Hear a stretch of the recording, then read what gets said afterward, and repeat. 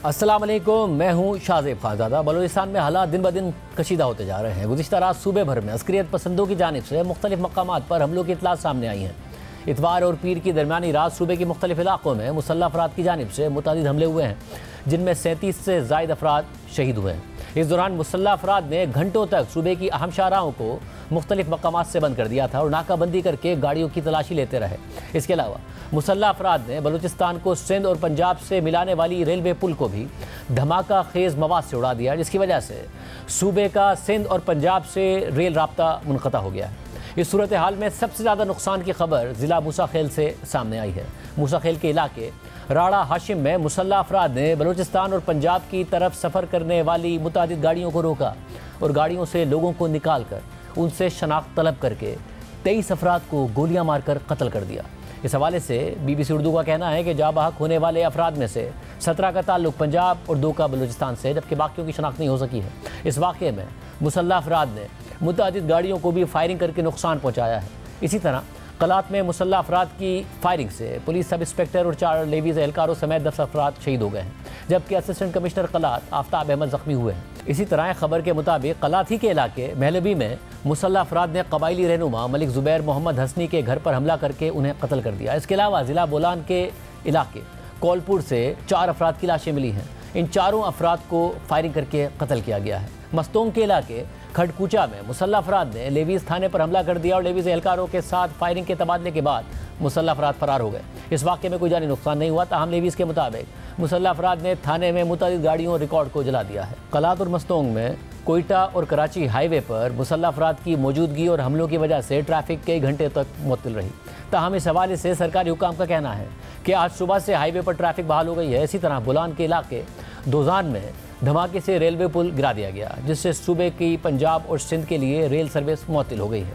मस्तोंग और नौशकी में भी मुसल्लह अफराद ने रेलवे ट्रैक्स को निशाना बनाया है, जबकि BBC उर्दू के मुताबिक गवादर के इलाके जीवनी में एक पुलिस स्टेशन पर भी गुज़िश्ता शब मुसल्लह अफराद ने हमला किया और इस हवाले से एक सीनियर पुलिस एहलकार ने बताया कि हमलावर थाने से पुलिस एहलकारों का असला भी ले गए हैं। इन हमलों के अलावा कोयटा, मस्तोंग, सिब्बी, पंजगूर और तुरबत समेत बाज़ दीगर शहरों में बम धमाके रिपोर्ट हुए हैं। इसी तरह गुज़िश्ता रात लसबेला में FC के कैंप पर भी हमला हुआ है, जबकि बलूचिस्तान में होने वाले हालिया हमलों के हवाले से ISPR का कहना है कि गुज़िश्ता रात दहशतगर्दों ने बलूचिस्तान में मुतअद्दिद बुज़दिलाना कार्रवाइयों की कोशिश की।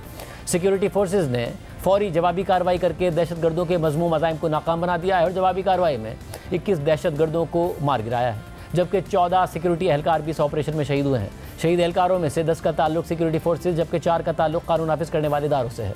इन हमलों के हवाले से प्रेस कॉन्फ्रेंस करते हुए वज़ीर आला बलूचिस्तान सरफराज बुगटी ने अस्करियत पसंदों पर शदीद तनकीद की और आखिर में दावा कर दिया कि सूबे में जल्द अमन कायम हो जाएगा। अब देखते हैं कि कब उनका दावा पूरा होता है, क्योंकि सूरत हाल बहुत संगीन है और मज़ीद संगीन होती जा रही है।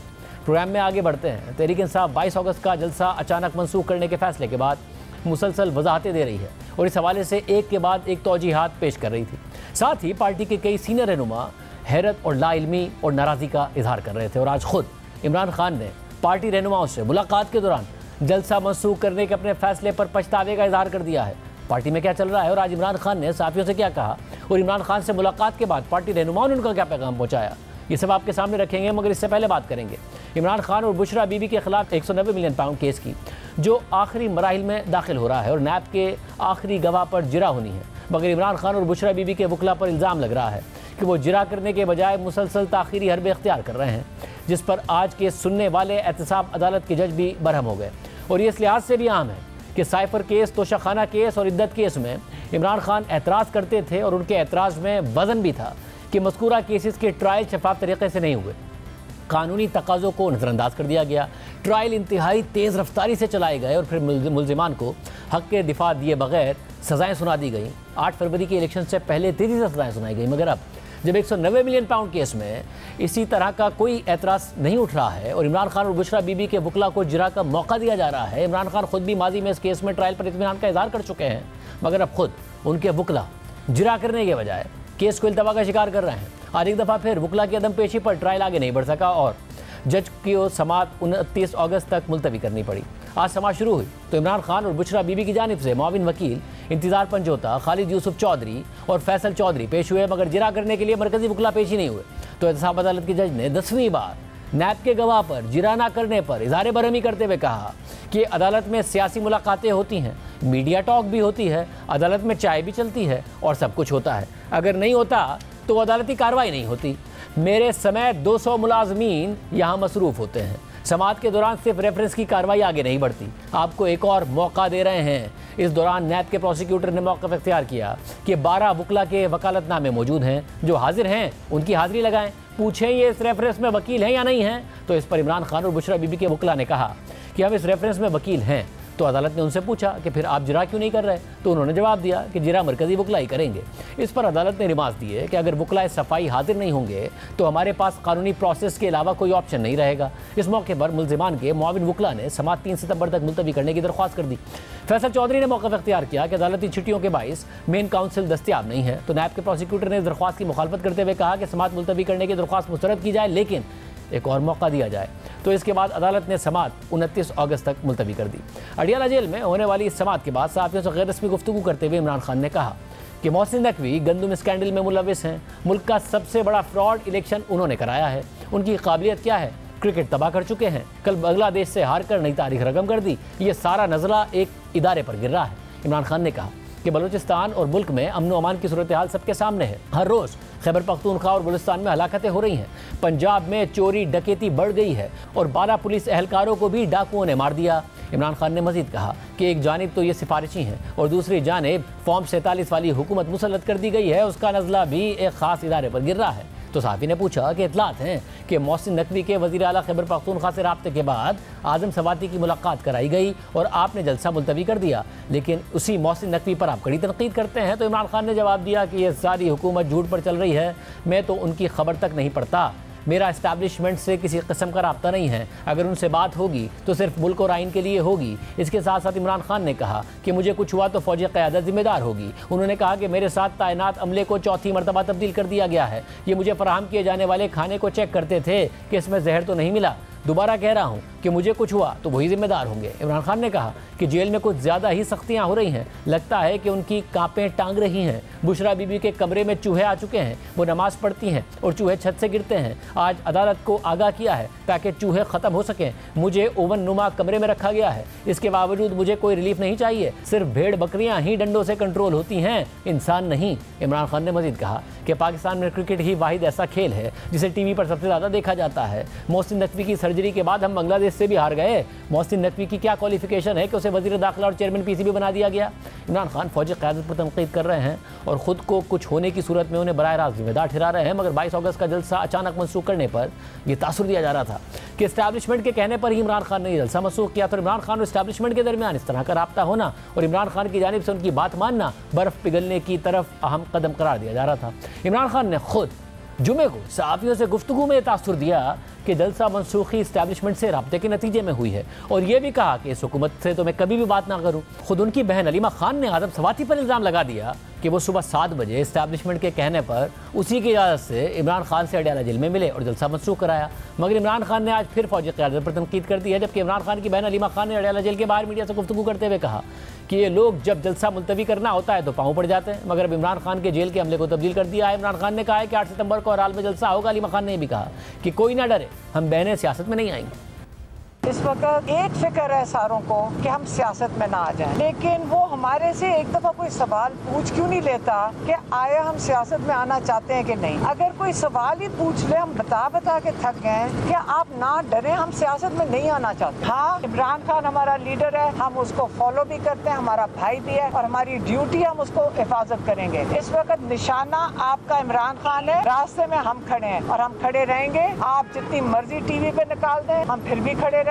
आपने जितना मर्जी अटैक करना है वो भी कर दें, हम फिर भी खड़े रहेंगे। आपको हम पहले बता चुके हैं कि अंदर से ये डरे हुए लोग पैगाम भेज रहे हैं, जब जलसा खत्म करना होता है पाँव पड़ जाते हैं, 8 तारीख को अग्री कर लेते हैं और मजबूर करते हैं। लेकिन अब इमरान खान की जो सारा अमला है उसको उन्होंने बदल दिया और हमारे पास क्या रास्ता है कि हम बेबस हैं। लेकिन अब इमरान खान ने कहा कि नहीं, आप 8 तारीख को आप जलसे पे जाएंगे। इमरान खान ने कहा है आपने ये नहीं सोचना कि इमरान खान की तरफ से पैगाम आ रहा है, लेकिन ये क्लियर हो जाए। ये फिर हमें आए कि कहेंगे कि जी बम फटने लगा है। हमने तो कहा है कि ये 400 धमकियां आके दें कि रास्ते में रॉकेट लॉन्चर आ गए हैं, बम आ गए हैं। हम तो आ रहे हैं 8 तारीख को। इसके अलावा 22 अगस्त को सुबह 7 बजे अडयाला जेल में इमरान खान से मुलाकात करने के बाद जलसा मनसूख करने का ऐलान करने वाला आज़म सवाती ने आज मुलाकात के बारे में बात करते हुए कहा कि जिसने मुलाकात के लिए सहूलतकारी की थी वो पाकिस्तान के निज़ाम को बचाने के लिए मस्बत अमल था। मैं और इमरान खान किसी खुशफहमी में मुब्तला नहीं है कि जलसा मनसूख होने की वजह से हमें कोई रियायत दी जाएगी। मैंने तो इमरान खान का पैगाम आपके सामने कर दिया कि ये कोई बारगेन नहीं थी। जिसने भी फैसिलिटेट किया वहाँ पहुँचाने में, मैं समझता हूँ एक मुस्बत अमल है पाकिस्तान के लिए, पाकिस्तान के निज़ाम को बचाने के लिए। और फिर इमरान खान या मैं किसी खुशफहमी में मुब्तला नहीं है कि जलसा मनसूख होने की वजह से हमें कोई रियायत दी जाएगी। जबकि शेर अब्दुल मरबत ने इमरान खान से मुलाकात के बाद कहा कि इमरान खान ने 22 अगस्त का जलसा मनसूख करने के फैसले पर पछतावे का इजहार किया और कहा कि अगर 8 सितंबर को उनका भी पैगाम आए तो आपने यकीन नहीं करना। जलसे की जिम्मेदारी अली अमीन गंडापुर को दी गई है, जबकि मुझे जो ड्यूटी दी गई है उसका ऐलान इमरान खान की हिदायत के मुताबिक 8 सितंबर के जलसे में करेंगे। खान साहब ने 8 सितंबर के जलसे पे उन्होंने कहा अली अमीन खान की मुकम्मल जिम्मेदारी होगी कि वो इस जलसे को हर हालत में कराए। इसने कहा मेरा भी पैगाम आए तो कोई माना नहीं है, तो लिहाजा इस हवाले से अली अमीन खान जिनकी मुलाकात आज मुतवक्किल है खान साहब से 2 बजे, वो इस पर फिर बात करेंगे। आपको क्या डायरेक्शन दी गई है? मुझे जो ड्यूटी दी गई है वो खान साहब की हिदायत दी है कि उसका ऐलान फिर आपने 8 सितंबर के जलसे में कर। उन्होंने ये कहा है कि अब 8 सितंबर के जलसे के लिए पूरी तैयारियां कर लें और हर चीज़ के लिए एडवांस में तैयार रहें। वो हाथ डालते हैं तो आप लोगों ने अपनी गर्द भी इनके हाथों। जो आपका जलसा मुलतवी किया गया उस पर आपके कारकुनान काफ़ी डिसहार्ड हैं। खान साहब ने अपने इस फैसले पे रिग्रेट जाहिर की है कि मुझे ये नहीं करना चाहिए था, लेकिन उन्होंने कहा कि मेरे सामने ये पिक्चर पोर्ट्रे की गई कि इंतशार हो जाएगा और खून बह जाएगा, तो उसने कहा मुल्क में इंतशार की सियासत हमने की है, लेकिन आइंदा उन्होंने कहा कि चाहे कुछ भी हो जाए जलसा 8 सितंबर का हालत में होना है। और अगर आपकी बार मुलतवी हो गया, खान साहब ने कोई ऐसा कहा? नहीं, उसने कहा मुलतवी कोई कर ही नहीं सकता है। इसके बाद वज़ीर आला खैबर पख्तूनख्वा अली अमीन गंडापुर की इमरान खान से मुलाकात हुई जो पौने 2 घंटे तक जारी रही, जबकि आज PTI ने मखसूस नशिस्तों के हवाले से सुप्रीम कोर्ट में मुतफर्रिक दरख्वास्त दायर कर दी है। और इस हवाले से party chairman barrister Gohar Khan ने कहा है कि इलेक्शन कमीशन ने सुप्रीम कोर्ट से गाइडलाइन मांगी थी। इलेक्शन कमीशन के सवाल पर हमने अपना जवाब सुप्रीम कोर्ट में जमा करा दिया। हमने इस्तदा की है कि इलेक्शन कमीशन से कहा जाए कि MNAs और MPS की वाबस्तगी बता दी है। इस पूरी सूरत हाल पर बात करेंगे। हमारे साथ मौजूद सीनियर साहब तज़किरा मुनीफ फारूक साहब, बहुत शुक्रिया हमेशा में ज्वाइन करने के लिए। ज़ाहिर है आपने खबर दी कि जो मामला हुआ है जिसको बहुत ख्याल किया जा रहा है कि शायद इस्टेब्लिशमेंट के साथ ब्रेक थ्रू हो गया PTI का, ऐसा है नहीं। अब इमरान खान साहब उस दिन तो बड़े मुतमईन नजर आए, साथियों के सामने खुश भी थे, आज बड़ी सख्त तनकीद की है, फिर फौजी क़यादत पर इल्ज़ाम लगाया कि अगर मुझे कुछ हुआ तो ये लोग जिम्मेदार होंगे। ये अचानक हुआ क्या कि राब्ता होता है, ज़ाहिर सुबह 7 बजे मुलाकात होती है, अलीमा खान साहबा कहती है इस्टेब्लिशमेंट नहीं कराई, आज़म सवाती की मुलाकात अपनी पार्टी पर ही शदीद तनकीद करती हैं, फिर अचानक सब बदल गया है। आज क्या हुआ ये? देखिए शाहजेब साहब, बहुत शुक्रिया आपका। अगर तो कोई सब्सटेंटिव बात हुई होती तो वो कोई बच्चों का खेल तो है नहीं कि एक दिन राब्ता हुआ और एक दिन में ही सब कुछ ख़त्म हो गया। यहाँ तो मामला इस तरह से है कि बेशक जारी बात है, बहसियत सहाफ़ी जिस तरह आप अपनी किसी चीज़ के ऊपर मेहनत करते हैं, सच्चाई जानने की कोशिश करते हैं, तो कुछ फैक्ट्स को मैंने भी कुरेदने की कोशिश की, उसमें बहुत से लोग शामिल थे। तो तासुर ये या इनफैक्ट जो कुछ चीज़ें सामने आई वो ये थी कि जलसे की को मौखर करने के लिए, उसको पोस्टपोन करने के लिए इंतज़ामिया ने ज़रूर रब्ता किया था पाकिस्तान तहरीक इंसाफ से, और किसी शख्सियत से, किसी सिविल शख्सियत से जब मेरी बात हुई इंतज़ामी मामलात के अंदर वो बहुत अहम थे, तो उन्होंने बताया कि जी इस शख्स से और इस तरह हमारी बात हुई। गंडापुर साहब को भी कॉन्फिडेंस में लिया गया, बताया गया, और फिर बाकायदा तौर पर उनकी मुलाकात भी इमरान खान साहब से करवाई गई। लेकिन इस पूरे मामले के अंदर जो पाकिस्तान की एस्टेब्लिशमेंट है या ISI की इन्वॉल्वमेंट थी वो इंटेलिजेंस शेयरिंग तक थी या सिक्योरिटी कंसर्न्स के हवाले से मामलात बताने तक थी। लेकिन इमरान खान साहब को मिलकर ना ही किसी ने कोई डायरेक्टली बात की है, सिर्फ आज़म सवाती साहब गए हैं या बैरिस्टर गौहर खान साहब शायद उनके साथ तशरीफ़ ले गए, वहाँ बात हुई, वापस आए। ना इमरान खान साहब के किसी ने ज़ोर ज़बरदस्ती किया, बल्कि उन्हें बताया गया जी कि ये हालात है तो शायद काम ख़राब हो जाएगा। हुकूमत ने बेशक उसको ये रंग दिया कि हमने सेविंग ग्रेस दी है, वो भी शायद थोड़ा सा ओवरबोर्ड चले गए, ऐसा नहीं था। लेकिन मेन कंसर्न ये था कि उसके अंदर जो बहुत बड़ी वजह बताई गई शाहजेब साहब कि जब से ये जो अफगान मुहाजिरीन हैं इनको वापस भेजने का सिलसिला जारी है, तो एक कुछ किसी जगह पर कोई रिजेंटमेंट भी आ रही है, इश्यूज भी आ रहे हैं, and some people are on the loose. तो उसको सस्पेक्ट करते हुए ये जहन में रखा गया जी कि एक तरफ इतना सेंसिटिव मामला है, ऑलरेडी वज़ीर आज़म को कुछ डिप्लोमेटिक सर्कल से बड़ा स्ट्रिक्टली बड़ा ये नापसंदीदगी का इजहार किया किया गया वज़ीर आज़म के सामने कि ये क्या तरीका है कि रेड जोन के अंदर इस तरह के एहतजाज शुरू हो जाता है और वल्नरेबिलिटी बढ़ जाती है बहुत सारे मामलात की। तो वो एक कंसर्न शुरू हो गया। इसी तरह इसी तरीके को बढ़ाते हुए फिर तहरीक इंसाफ का जलसा मुलतवी करने के लिए भी बाकायदा तौर पर कहा, और उसके अंदर इतना किरदार ISI का या एस्टैब्लिशमेंट का ज़रूर हो सकता है। लेकिन इमरान खान साहब से ना ही कोई डायरेक्टली मिला, ना ही उनसे किसी ने कोई बात की, ना ही उनसे किसी ने कोई फेवर मांगी। इमरान खान साहब ने, मैं समझता हूँ हाइंडसाइट में एक अच्छा फैसला किया। लेकिन इशू ये है कि वो पॉलिसी जो कि इमरान खान साहब से मुतल्लिक है वो यही है कि जी ना आपसे बात होगी, ना ही आपको कोई रिलीफ मिलेगा, ना ही आपसे किसी किस्म का कोई राब्ता करेगा। बल्कि जब इस बात की वजाहत के लिए बहुत से लोगों से बात की गई, मैसियत साफ़ी आप भी करते हैं, मैं भी करता हूं, तो इतना सख्त रिस्पांस आया कि ये किसने झूठ फैलाना शुरू किया है। तो हम जैसे लोगों ने यही कहा जी कि झूठ है या जो भी है, ज़ाहिर बात है जब हुकूमत एक सियासी लीडर से बात करेगी और उसे कहेगी कि जलसा मुलतवी कर दो तो उससे इशू तो होगा। तो उसके नतीजे में जवाब ये आया कि नहीं जी ऐसी कोई बात नहीं है, इंतज़ामिया से ज़रूर इस्टेब्लिशमेंट का रब्ता होता है। इमरान खान साहब से डायरेक्टली ना ही इस्टेब्लिशमेंट का कभी कोई रब्ता था और ना ही होगा। इमरान खान साहब को ना ही कोई रिलीफ है, ना ही हमारी उनसे कोई बातचीत होगी, बल्कि ये मामला जिस तरफ जा रहा है अपने मंतकी अंजाम को पहुंचेगा। बल्कि साथ ही साथ उन्होंने ये भी कहा कि ये भी ज़हन में रख लीजिए कि जो जनरल फैज़ हमीद का मामला है वो ऐसा नहीं है, ये भी तासुर गलत है कि अब तफ्तीश हो रही है। तफ्तीश वगैरह सब कुछ मुकम्मल हो चुका है, अब तो सिर्फ प्रोसेस मुकम्मल किया जा रहा है, और जैसे ही प्रोसेस मुकम्मल होगा उसके नतीजे में सज़ा भी आ जाएगी। और सज़ा का ना होना ये पॉसिबिलिटी है ही नहीं, सज़ा तो हर सूरत होगी, सिर्फ उसका तयन होना बाकी है कि वो कितनी होगी। मतलब अगर इमरान खान जब प्रीएम्प्ट कर रहे हैं इस मामले को भी, तो वो कह रहे हैं कि ये भी सब कुछ मुझे फंसाने के लिए हो रहा है। तो क्या वाकई ये जनरल फैज़ हमीद के गिर्द जो भी कुछ हो रहा है, जो भी घेरा तंग हो रहा है, वो इमरान खान ही को फंसाने के लिए हो रहा है कि मामला वहां तक लेके जाया जाए? शाहज़ेब साहब देखिए, बात एक दावे की है या क्लेम की है। मैंने पहले भी आपके सामने हमेशा अर्ज़ किया और मैं अब भी कहूँगा कि देखिए कोई अगर दावा करता है तो ओपन कोर्ट में तो नहीं है। जिस तरह मैं और आप ये सवाल हम करते हैं कि ठीक है जी आप ज़रूर सज़ा दीजिए, लेकिन 9 मई के मामलात के अंदर कन्विक्शंस नहीं हो पाई हैं, तो जवाब उसका यही आता है कि या तो प्रोसिक्यूशन कमज़ोर है या इतना इंक्रिमिनेटिंग एविडेंस नहीं है। लेकिन यहाँ जो मामला है उसके ऊपर भी दावा ये है कि जी इमरान खान साहब के एमा के ऊपर बहुत कुछ होता रहा है, ठीक है मान लिया, लेकिन उसका कोई सबूत तो होगा, उसकी कोई ना कोई कड़ी तो किसी ना किसी जगह जुड़नी चाहिए। अगर तो मामला ऐसा ही है कि ले जाना है और फिर एक ट्रायल हो जाएगा और फिर सजा दे दी जाएगी, तो वो तो ठीक है, जनरल फैज़ हमीद साहब की हद तक तो समझ भी आता है। लेकिन अगर इमरान खान साहब को उसके साथ बाकायदा तौर पर राब्ते मिलाए जाते हैं कि जी इस तरह उनके एमा पर या एक दूसरे के साथ मिलकर उन्होंने ये किया, फौजी क़यादत के खिलाफ ये किया, सब कुछ किया, तो कुछ ना कुछ तो लोगों को बताना पड़ेगा। और इसका ऐलान तो एस्टैब्लिशमेंट खुद भी कर चुकी है कि हम लोगों को बताएंगे कि आप क्या क्या करवाते रहे।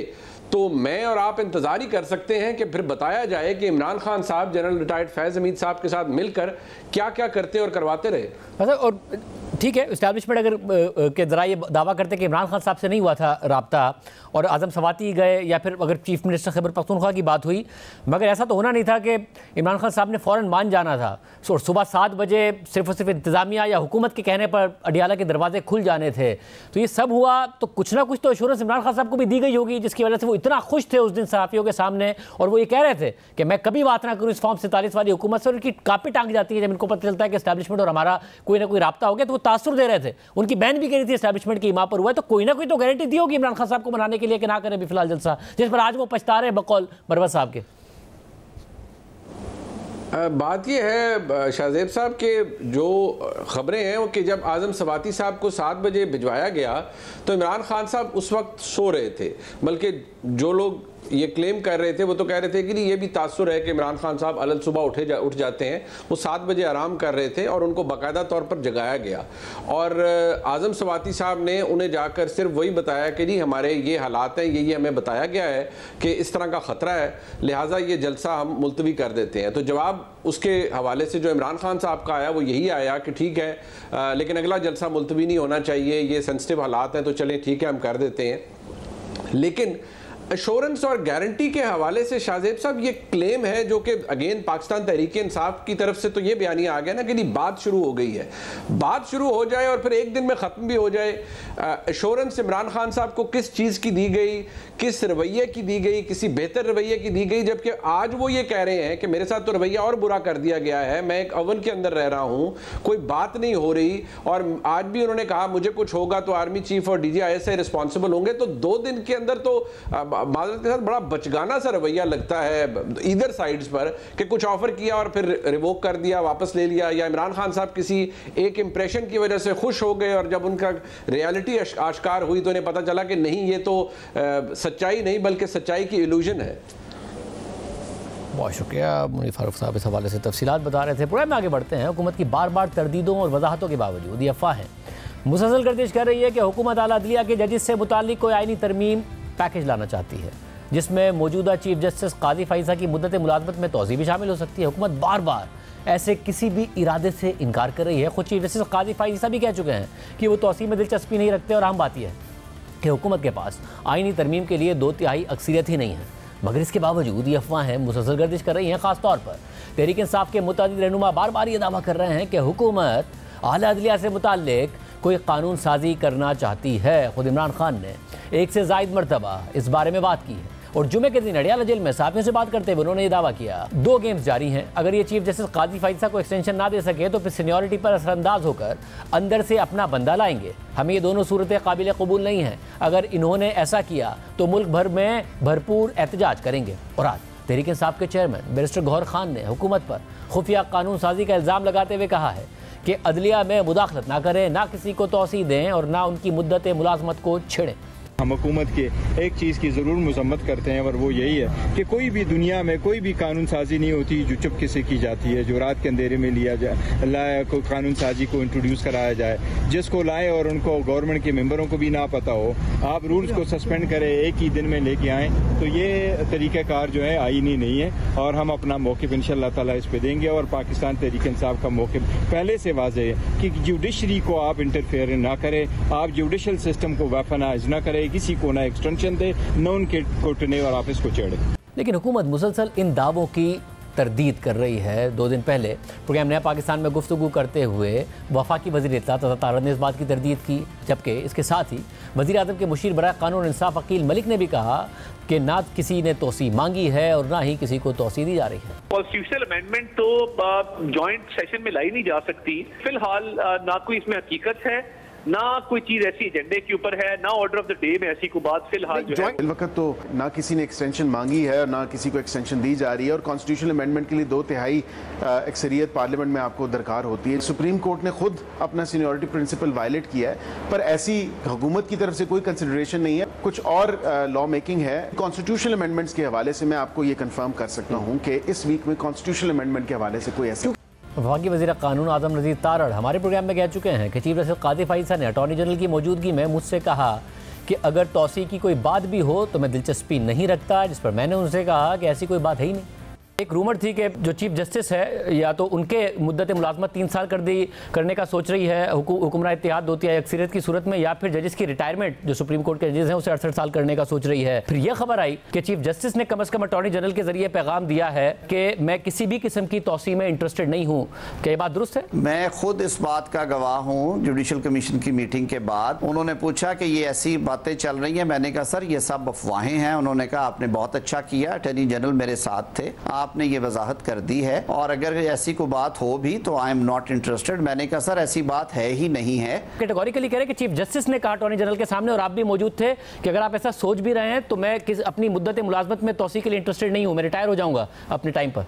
बिल्कुल, उन्होंने ये बात बिल्कुल बड़ी क्लैरिटी से की और ये बात हमने भी उन्हें बताई कि ऐसी कोई, और मैं ये वजाहत करना चाहता हूँ हुकूमत के पार्ट पे कि जब हम मुंतखब होके आए हैं और हमारी नई काबीना बनी है, ऐसी कोई तजवीज़ ज़ेरे गौर नहीं थी और ऐसी कोई तजवीज़ जो है उस पर अमल करने नहीं हम जा रहे थे। लेकिन इससे पहले वज़ीर आज़म के सियासी मुशीर राना सनाउल्लाह हमारे प्रोग्राम में कह चुके हैं कि सुप्रीम कोर्ट और हाई कोर्ट के जजेस की उम्रों में फ़र्क और सुप्रीम कोर्ट के चीफ जस्टिस की मुद्दत मुलाजमत के मामले पर अदलिया के अंदर से आवाज़ें आती हैं। ये हमारी ज़रूरत नहीं है, बल्कि अदलिया और बार्स का बड़ा देर से मुतालबा है कि आईनी तरमीम की जाए। देखें वो बार्स का मुतालबा है, जुडिशरी के अंदर से ये आवाज़ें पिछले 10 साल से 15 साल से हैं। मतलब ये किस बार ने मुतालबा किया है कि चीफ जस्टिस की जो मुद्दत मुलाजमत है उसको 3 साल के लिए फिक्स कर दें या फिर 68 साल कर दें, ये किस बार ने किया है मुतालबा? किसी भी इंस्टीट्यूशन की जो है वो यानी बेहतरी के लिए जो है वो उसके सरबराह की मुद्दत का तयन होना ज़रूरी है। आप मुझे बताएं कोई इंस्टीट्यूशन है जिसका सरबराह जो है उसकी कोई मुद्दत का तयन ना हो, और ये एक इतना इम्पोर्टेंट इंस्टीट्यूशन है, तो ये बात जो है ये बड़ी रेलेवेंट है। लेकिन बहरहाल इसके ऊपर डिबेट हो रही है। अगर अदलिया नहीं चाहेगी या बार्स नहीं चाहेंगे तो नहीं होगी। और फिर इन क़यास राइयों को कुछ सियासी मुलाकातों से मज़ीद हवा मिल रही है। JUI के सरबराह मौलाना फजलुर रहमान 20 अगस्त को ये वाज़े कर चुके हैं कि अब वो तहरीक खुद चलाएंगे और किसी के साथ इत्तेहाद नहीं करेंगे। लेकिन इसके बावजूद 23 अगस्त को तहरीक इंसाफ की आला क़यादत ने मौलाना फजलुर रहमान से मुलाकात की, जिसमें ज़राए के मुताबिक पार्लियामेंट में मुतवक्के कानून साजी पर भी बातचीत हुई है। और इसके अगले ही दिन सदर मुमलिकत आसिफ अली जरदारी ने वज़ीर दाखिला मोहसिन नकवी को साथ जाकर मौलाना फजलुर रहमान से मुलाकात की, जिसके बाद इन क़यास राइयों में मज़ीद इजाफा हो गया कि हुकूमत पार्लियामेंट में कोई अहम कानून साजी करना चाहती है। यूनिस के नुमाइंदे वक़ार सत्ती की खबर के मुताबिक सदर आसिफ अली जरदारी और मौलाना फजलुर रहमान की मुलाकात में आइंदा हफ्ते होने वाले मुमकिन कानून साजी पर तफसीली मुशावरत की गई, जबकि मुलाकात में JUI के हुक्मरान इत्तेहाद से मुतालिक तहफ़्फ़ुज़ात पर भी बातचीत की गई। मुलाकात में मौजूद ज़राए के मुताबिक JUI और हुक्मरान इत्तेहाद के दरमियान फासले कम हो रहे हैं। आसिफ अली जरदारी रियासत के सरबराह के तौर पर मुलाकात के लिए आए और वज़ीर दाखिला मोहसिन नकवी का सदर के हमरा मुलाकात के लिए आना सबूत है कि रियासत JUI के तहफ़्फ़ुज़ात को संजीदा ले रही है और उन्हें दूर करने के लिए ठोस इक़दाम करना चाहती है। खबर के मुताबिक जियो न्यूज़ के सवाल पर कि अब क्या JUI अपोजिशन का साथ देगी या हुक्मरान इत्तेहाद का हिस्सा बनेगी, इसके जवाब में ज़राए का कहना था कि JUI के पास ऑप्शंस मौजूद हैं, ताहाल कोई हतमी फैसला नहीं हुआ। अलबत्ता JUI मुल्क में सियासी अदम इस्तेहकाम के बजाय तामीरी किरदार अदा करने को तरजीह देगी और आने वाले दिनों में इस तरह की मज़ीद मुलाकातें होंगी। मगर आम बात यह है कि JUI भी हुकूमत के साथ मिल जाए तब भी 2/3 अक्सरियत नहीं बनती है। तो हुकूमत इस हवाले से क्या सोच रही है, क्या वजह है कि क़यास राइयाँ हुकूमत की तरदीद के बावजूद जन्म ले रही हैं? हुकूमत का क्या दो टोक मौक़िफ़ है? आज़म रज़ी तारड़ साहब वफ़ाक़ी वज़ीर क़ानून हमारे साथ मौजूद हैं। बहुत शुक्रिया पेश ज्वाइन करने के लिए। खुद चीफ जस्टिस ने बाकायदा कहा कि वो एक्सटेंशन में इंटरेस्टेड नहीं है, फिर अटॉर्नी जनरल से कहा, फिर आपसे कहा, आपने उन्हें कहा कि ऐसा कोई चीज़ ऑन कार्ड्स नहीं है, मगर अफवाहें हैं कि मुसलसल अपनी जगह पर मौजूद हैं और आपके पास 2/3 मेजॉरिटी भी नहीं है, सेनेट में, कौमी असम्बली में भी नहीं है, फिर भी अफवाहें अपनी जगह मौजूद है कि आईनी तरमीम होने जा रही है। और इमरान खान साहब बार बार ये कह रहे हैं कि चीफ जस्टिस को आप तौसीह देना चाहते हैं। ये चीज़ ऑन कार्ड्स है कहीं भी या नहीं है?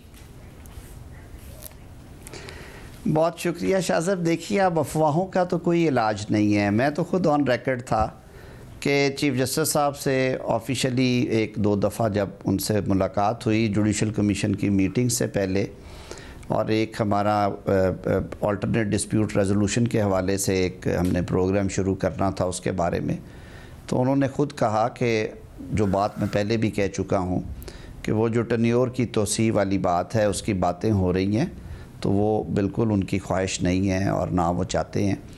दूसरी बात यह है कि जो बात आपने बाद में कही कि इस पे गवर्नमेंट, अटॉर्नी जनरल सारे कह चुके हैं, तो अब देखिए अफवाहों का तो हमारे पास कोई इलाज नहीं है। मगर अगली बात साहब एक मसला ये उस वक्त हुआ जब आपने कहा कि जुडिशल पैकेज आएगा, अब आपके पास 2/3 मेजॉरिटी नहीं थी, उसके बावजूद जब आपने कहा तो इससे इतनी अफवाहें जन्म लेने लगी कि जो चीफ जस्टिस की अपनी लेगेसी है, वो जो डिसीजन देते हैं, जो बेंच बनाते हैं, उनके ऊपर ये बात शुरू हो जाती है। हालांकि वो खुद कह चुके कि वो एक्सटेंशन में इंटरेस्टेड नहीं है, आपसे भी कह चुके, मीडिया पर भी खबर आ चुकी, उनकी एक एक चीज़ इस पैराए में देखी जाती है। तो जब जुडिशल पैकेज लाते कैसे आप, कैसे आईनी तरमीम करते जब था ही नहीं आपके पास 2/3 मेजॉरिटी? शाहज़ब देखिए, जिस वक्त बात हुकूमत जब आई है, बिल्कुल हमारे पास मेजॉरिटी थी और पूरे मुल्क ने ये देखा कि किस तरह से अदालती फ़ैसलों के ज़रिए से पार्लिमान की जो अददी क़ुव्वत है या अददी जो उसकी अक्सरियत है उसको तब्दील किया जाता है। बिल्कुल 2/3 की मेजॉरिटी थी उस वक्त हुकूमत के पास, और सिर्फ पेशावर के सेनेट के इलेक्शंस जो थे वो दानिस्ता तौर पे डिले किए जा रहे थे, वहाँ पे मेंबर्स को ओथ नहीं दिया गया। आज ये फ्लोर ऑफ हाउस पे भी बात हुई।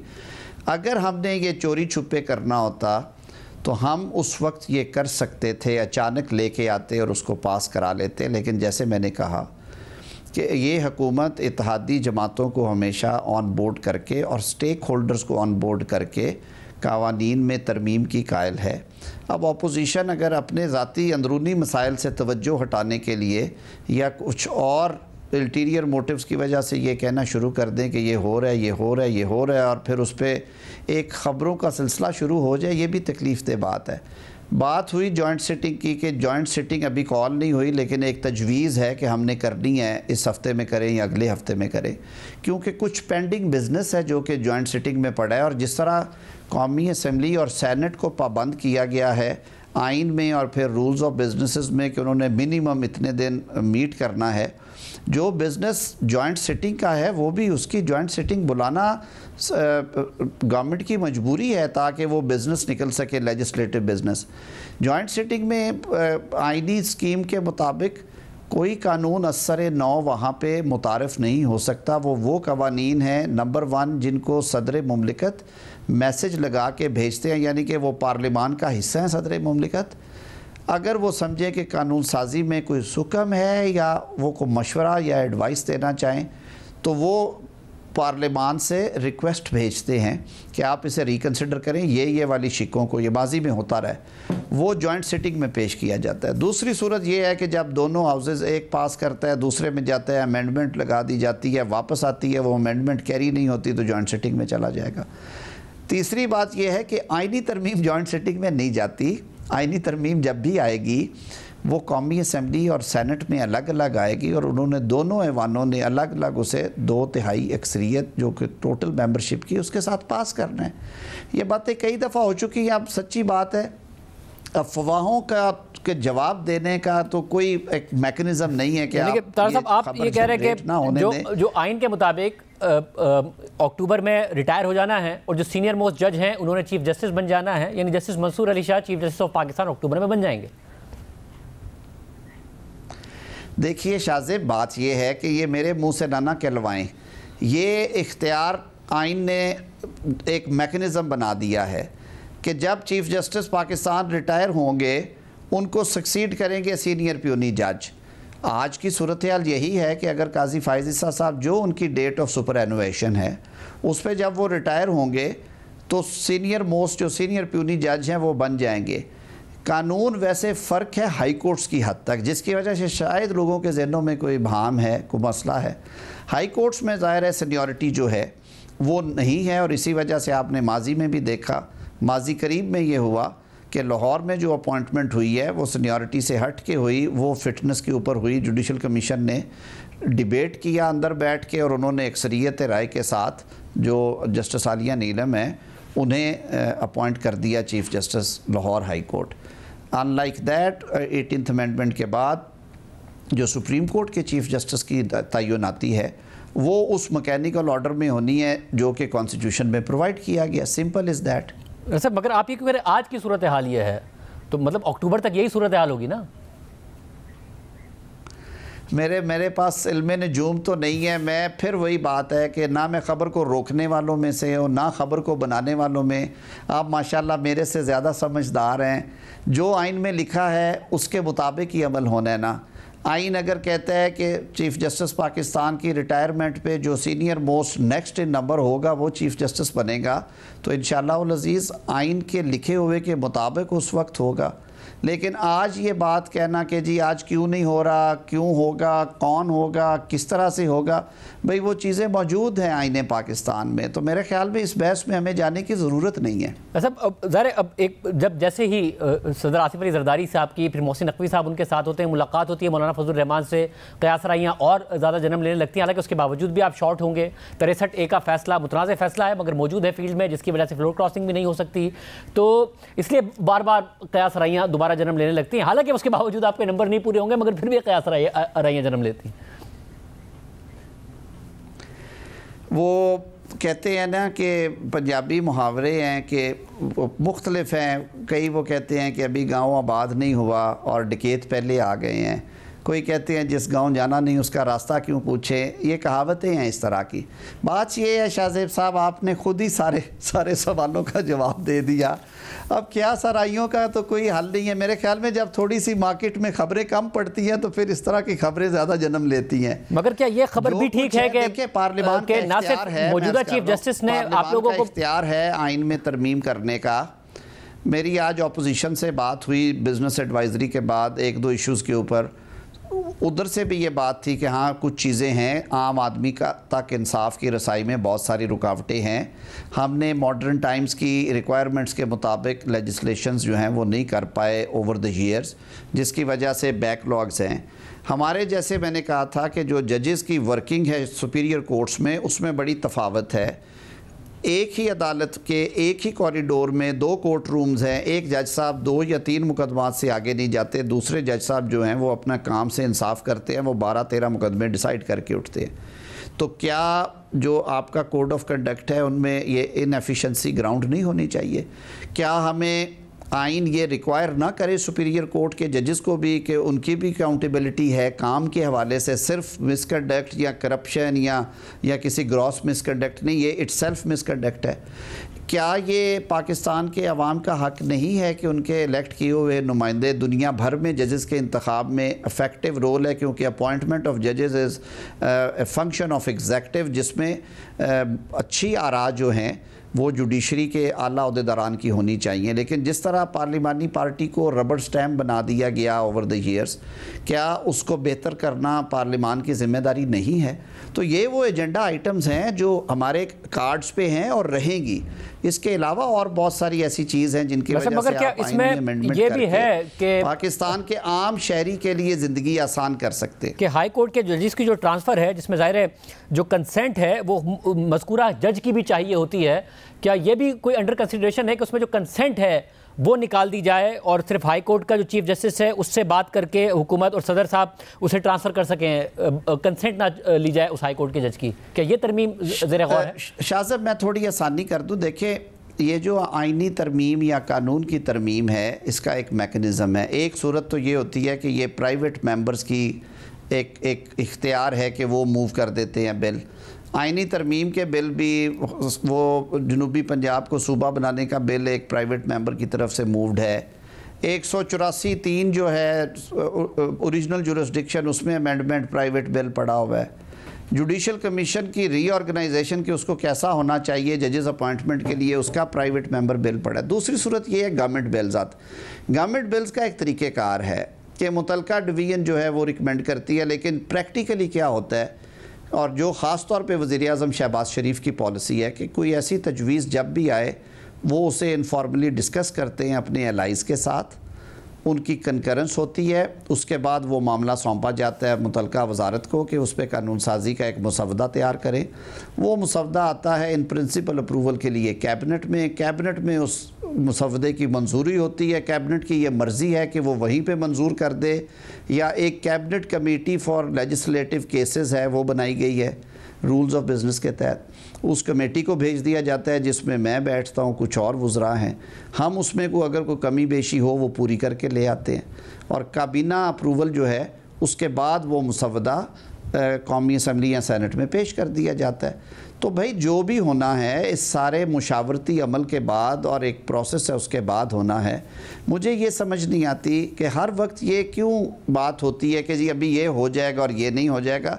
ये सारी चीज़ें ज़ेरे बहस आएंगी, इनके प्रोज़ एंड कॉन्स अगर देखे जाएंगे।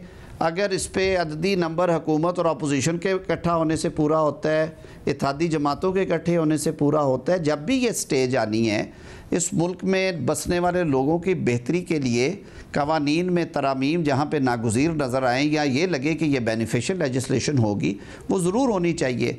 और कोई ऐसा मैकेनिज़्म नहीं है कि मैं कम अज़ कम हुकूमत के बिहाफ पे या वज़ीर-ए-आज़म साहब के बिहाफ पे खड़ा हो के हाथ खड़ा करके कह दूँ कि इस पार्लियामान ने कोई कानून साजी नहीं करनी। अगर नहीं करनी तो फिर पार्लियामान को बंद कर दें। वैसे फिर मुझे ये बताइएगा कि क्या जिस तरीके से आपने बताया कि चीफ जस्टिस ने कहा कहा था कि मैं बिल्कुल इंटरेस्टेड नहीं हूँ अगर आप ऐसा कर भी रहे हैं, मगर आपने बताया कि हम ऐसा कुछ नहीं कर रहे हैं। क्या जो फ्यूचर चीफ जस्टिस हैं जस्टिस मंसूर अली शाह, उन्होंने भी ये कहा कि अगर आप कोई ऐसा काम करते भी हैं तो जो जस्टिस शाहिद वहीद साहब तक जो सुप्रीम कोर्ट में जजेस आ गए वो उनके करियर का फैसला हो चुका है, इसके बाद किया जाए? क्या उनकी तरफ से भी कोई ऐसा पैगाम पहुंचाया गया हुकूमत को? जो आईनी पैकेज की हमने बात की थी, मुझे उसकी बाबत हुकूमत की भी ये हदायत थी कि आप ऑन बोर्ड रखेंगे चीफ जस्टिस साहब को और उनके मुशावरत के अगर आम आदमी तक इंसाफ की फराहमी को आसान कैसे बनाया जा सकता है, उसमें पूछे कि उनकी आरा क्या हैं, कि उनको क्या डिफ़िकल्टीज़ फ़ील होती हैं। तो उस हवाले से ज़िक्र जब हुआ तो उन्होंने कहा कि अगर ऐसी कोई है तो वो नहीं है इंटरेस्टेड, और मोर ओवर उन्होंने कहा कि ये जो आप जुडिशल कमीशन को बेहतर बनाना चाह रहे हैं या 209 में कोई बेहतरी लाना चाहते हैं या जो भी कोई और काम करना है तो आप प्यूनी जज से भी ज़रूर बात कीजिएगा। उसी दिन मेरी मीटिंग थी उनसे, मैं और अटर्नी जनरल थे, तो उनके भी गोश गुजार किया। उन्होंने कहा कि ये पार्लियामान का, उन्होंने बड़ी कैंडिडली कहा, उन्होंने कहा ये पार्लियामेंट का इख्तियार है, तो ये पार्लियामेंट जो करेगी वो अगर कानून और आइन के दायरे में है और अगर वो कानूनी और आइनी तौर पे दुरुस्त है तो वो पार्लियामान ज़रूर करे, हमसे पूछने की ज़रूरत नहीं है। और उन्होंने बज़ाहिर किसी एतराज़ का इजहार नहीं था किया। ये बातें अब कुछ ऐसी होती हैं जो वर्ड टू वर्ड नहीं बयान की जा सकती, कुछ हिफ्ज़ मरातब होता है, कुछ मेरे ख़्याल में जो एक कॉन्फिडेंशियलिटी होती है कन्वर्सेशन की वो भी है, लेकिन ये क्योंकि पब्लिक डोमेन की चीज़ें हैं, अटॉर्नी जनरल साहब भी वहाँ पे बैठे हुए थे, तो इतनी बात उन्होंने ज़रूर की जिसका मैं पहले भी इजहार कर चुका हूँ। बस अब एक बात और इमरान खान साहब ने कही कि आप सीनियरिटी मुतासिर करना चाहते हैं आइन बदल के बजाय इसके कि सीनियर मोस्ट बने, आइन इस तरीके से बदल दिया जाए कि फिर कोई टॉप 5 में से कोई बन जाए जिस तरीके से आर्मी चीफ की तैनाती होती है। देखिए, अब मैंने पहले अर्ज़ किया है कि जो क्या मैं इसे कह सकता हूँ, इल्म गैब ना मेरे पास है और ना ही इस किस्म के आइडियाज़ जो हैं वो जिसके जहन में आते हैं उसके अलावा किसी शख्स के पास उसका कोई जवाब या तावील होती है। मैंने आपको एक तरीक़ेकार बता दिया है। मैं आज कह दूं कि ये बिल्कुल नहीं होगा और ये पत्थर पे लकीर है, तो मेरी अर्ज़ सुने, 336 अरकान की कौमी असम्बली है, 96 अरकान की सेनेट है। ये सारे बिल जो हैं इस तरह की ख्वाहिशात प्राइवेट बिल के ज़रिए भी लाई जा सकती हैं, तो मेरे पास ये इख्तियार है कि मैं सारों की जो फेट है कवानीन की वो सील कर दूं। अगर हुकूमती बिल कोई भी आना है तो वो कैबिनेट अप्रूवल से आना है। मैं उस 20-21 रुकनी काबीना का एक अदना सा रुकन हूँ। मैं कैसे ये कह सकता हूँ कि ये होगा या नहीं होगा? खान साहब को ज़्यादा बेहतर ख्वाब आते हैं, उनको ज़्यादा बेहतर पता है, लेकिन मेरी नज़र में इस वक्त कुछ ऐसी तजावीज़ नहीं है। ऐसी कोई तजावीज़ नहीं है। बहुत शुक्रिया, आपने गुफ्तगू सुनी। हुकूमत के पास इस वक्त 2/3 मेजॉरिटी भी नहीं है, ना ही कौमी असम्बली में ना ही सेनेट में, और वज़ीर क़ानून कह रहे हैं कि इस वक्त ऐसी कोई तजावीज़ भी नहीं हैं जो ज़ेर गौर हों। प्रोग्राम ब्रेक शामिल करते हैं। इकॉनमी के हवाले से कुछ खदशात पैदा हो रहे हैं। IMF की बोर्ड मीटिंग में पाकिस्तान एजेंडा में शामिल नहीं है। सितंबर तक का जो 4 सितंबर तक का शेड्यूल आया है, क्या मामला है, बात करेंगे ब्रेक के बाद। जुलाई में पाकिस्तान और IMF के दरमियान स्टाफ लेवल मुआहदा हुआ और वजारत ख़जाना ने उस उम्मीद का इजहार किया कि अगस्त में IMF का बोर्ड पाकिस्तान के लिए $7 अरब की हतमी मंजूरी दे देगा, मगर IMF के अगस्त के शेड्यूल में पाकिस्तान शामिल नहीं था और फिर खबर आई कि पाकिस्तान को $2 अरब का फाइनेंसिंग गैप पूरा करना है। इसी वजह से IMF ने पाकिस्तान को अपनी अगस्त की बोर्ड मीटिंग के एजेंडे में शामिल नहीं किया। अब IMF का 4 सितंबर तक का शेड्यूल आया है, पाकिस्तान उसमें शामिल नहीं है। खबरें आ रही हैं कि पाकिस्तान दोस्त ममालिक की तरफ जा रहा है ताकि इस फाइनेंसिंग गैप को पूरा किया जा सके। हमारे साथ इस वक्त मौजूद अली परवेज़ मलिक साहब, वज़ीर मुमलिकत बराए ख़जाना। परवेज़ मलिक साहब, बहुत शुक्रिया हमें शो में ज्वाइन करने के लिए। पहले एक्सपेक्टेड था जुलाई में जब स्टाफ लेवल एग्रीमेंट हुआ कि सब स्मूथ जा रहा है, पाकिस्तान को बोर्ड अप्रूवल मिल जाएगा अगस्त में नहीं मिला। 4 सितंबर तक का जो शेड्यूल आया उसमें पाकिस्तान का नाम नहीं है। अब $2 अरब की खबर आ रही है कि फाइनेंसिंग गैप है, पाकिस्तान फिर सऊदी अरब के पास गया है कि हमें $1.5 अरब दे दें। क्या तफसीलात हैं इस हवाले से? देखें शाजिब साहब, मैं सिर्फ आपसे गुजारिश ये करूंगा कि हम अच्छी पेशरफ्त IMF को सिक्योर करने के लिए, बोर्ड आपकी जो मीटिंग एंड अप्रूवल है उसको सिक्योर करने के लिए कर रहे हैं। आपने जो एक्सटर्नल फाइनेंसिंग गैप की बात की उसमें आप इस चीज़ के ऊपर यकीन रखें कि हम किसी जगह से कोई ना डिपॉजिट लेने जा रहे हैं, ना ये अपने किसी जो हमारे जो दोस्त ममालिक हैं उनके ऊपर कोई अननेसेसरी बोझ डालेंगे। कमर्शियल टर्म्स के ऊपर कमर्शियल जो आप जानते हैं IMF की जब आपकी ट्रांजैक्शन जब आपका चैलेंजेस सामने आए थे तो हमने बेपनाह बैंक की फाइनेंसिंग जो हमने GCC ममालिक से ली हुई थी उनको रीपे किया था, उनको प्रीपे किया था। अब उसी किस्म की लिमिट्स को ड्रॉ डाउन करके इंशाल्लाह ताला बहुत जल्द अगले मेरे ख्याल से अगर 1-2 हफ्ते में नहीं तो you should hear good news on the IMF front. यानी आप कह रहे हैं दोस्त ममालिक से मजीद डिपॉजिट हम नहीं मांग रहे हैं, सऊदी अरब से भी नहीं मांग रहे हैं और कोई जो फैसिलिटी है उसमें भी कोई एक्सटेंशन नहीं मांग रहे, बल्कि हम कमर्शियल टर्म्स में जो बैंक्स हैं, कमर्शियल बैंक्स, उनसे पैसे लेने जा रहे हैं। देखें we are making good progress. मैं आपसे कहूंगा देखें जब IMF के साथ हमारी रिलेशनशिप स्ट्रेन में आई थी तो हमने तकरीबन $2-2.5 बिलियन की तकरीबन कमर्शियल बैंक्स की बोरोइंग जो आप जानते हैं रिन्यू नहीं हुई थी उसको रीपे किया था। तो आज जब आपका सारे का सारा इस्तेहकाम जड़ पकड़ता हुआ नजर आ रहा है, शहबाज शरीफ साहब की क़यादत के अंदर बेपनाह मुश्किल फैसले लिए गए हैं ताकि आप इस मईशत की फाउंडेशंस को सही कर सकें, तो आप उसके बाद वो हम वी आर होपफुल कि इंशाल्लाह ताला वो सारी लिमिट्स दोबारा रिवाइव हो जाएंगी and we should be able to close this financing gap जिसकी तरफ आप इशारा कर रहे हैं। अच्छा, मगर खबर ये आ रही थी कि जो यूरोपियन बैंक्स हैं वो बहुत ज़्यादा इंटरेस्ट रेट मांग रहे हैं पाकिस्तान से, और पाकिस्तान ने फैसला किया कि पहले IMF का प्रोग्राम हो जाए, थोड़ा रेटिंग्स बेहतर हो जाए, फिर दूसरी मार्केट्स में जाएंगे। मगर जो निगोशिएशन है वो GCC कंट्रीज़ के कुछ बैंक से चल रही थी, क्या एक मुनासिब इंटरेस्ट रेट पर हमें वहाँ से पैसे मिल रहे हैं, या दोस्त ममालिक ने मना किया इसलिए हम कमर्शियल बैंक्स के पास गए? नहीं, बिल्कुल दोस्त ममालिक ने ना मना किया है, ना हमने उनसे इस किस्म के डिपॉजिट के लिए कोई अप्रोच किया। हम सिर्फ और सिर्फ कमर्शियल टर्म्स के ऊपर इस मामले को आगे लेके चलते हैं। एंड शाहजेब साहब गुजारिश ये है कि आपके सूद का रेट इसलिए ज्यादा हो रहा था क्योंकि आप IMF प्रोग्राम से बाहर थे, और ममालिक को और जो बाकी के जो कमर्शियल बैंक्स थे उनको ये खदशात थे कि शायद आपको IMF की वैलिडेशन मौजूद ना हो। तो अब जब आप IMF को क्लोज करने जा रहे हैं तो उसके मुताबिक प्राइस भी रीजनेबल होगी, और इंशाल्लाह ताला हर किस्म की चीज जो हर किस्म की कोशिश की जा रही है कि मुनासिब कॉस्ट के ऊपर इस पैसे को सिक्योर कर लिया जाए। मतलब जो $12 अरब हैं दोस्त ममालिक के, UAE, सऊदी अरब, इसके अलावा चीन, पहले खबर आई थी कि 4 साल के लिए रोल ओवर हो जाए बजाय इसके कि हर साल एक अनसर्टेनिटी हो। वज़ीर ख़ज़ाना ने एक रिक्वेस्ट की है, तो दोस्त ममालिक का क्या इस हवाले से भी कोई मस्बत जवाब नहीं आया?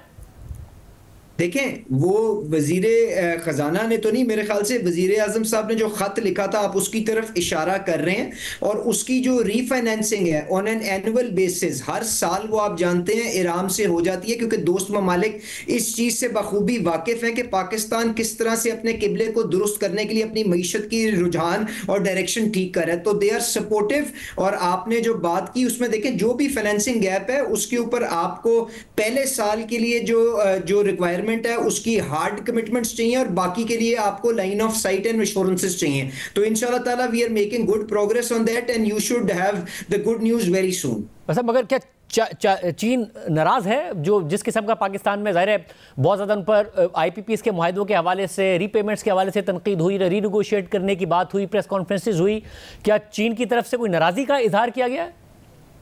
देखें मुझे तो इस चीज़ के ऊपर उन्होंने कोई बज़ाहिरन कोई इजहार तो नहीं किया, पर जो यहाँ पे जिस किस्म की भी कैंपेन चलाई गई, शाहजेब साहब आप माशाल्लाह मईशत को फॉलो करते हैं, आप मुझे बताएं उस कैंपेन का कोई मकसद था?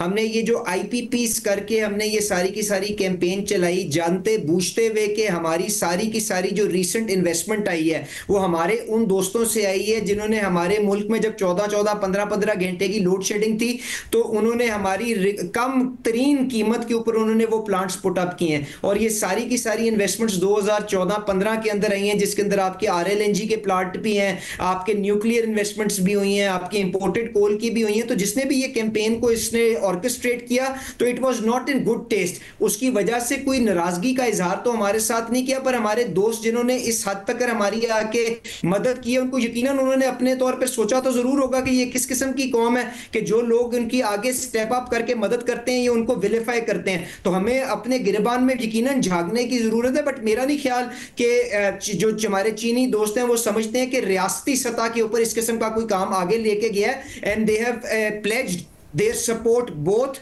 जो आपका जो इंपोर्टेड कोल की लोकल कोल के अंदर कन्वर्जन है, उस प्रोसेस के अंदर भी आपके जो चाइनीज कमर्शियल डेट आपके आईपीपीस के अंदर आया हुआ है, उसकी रीप्रोफाइलिंग के अंदर भी, और उसके लिए आप जानते हैं working committees working groups notify हो गए हैं। इंशाल्लाह we are making good progress. उसके ऊपर अच्छी खबर आपको उस फ्रंट से भी जल्द आ जाएगी। जब अब आईएमएफ के हवाले से बार बार कह रहे हैं कि अच्छी खबर आ जाएगी, तो यानी आईएमएफ ने जो पहले हुकूमत ने 200 यूनिट तक की बिजली का कहा और पीएसडीपी में एक कट लिया, फिर एक पंजाब हुकूमत ने 500 यूनिट तक का कहा, आईएमएफ को इन सब चीजों पर कोई एतराज नहीं है?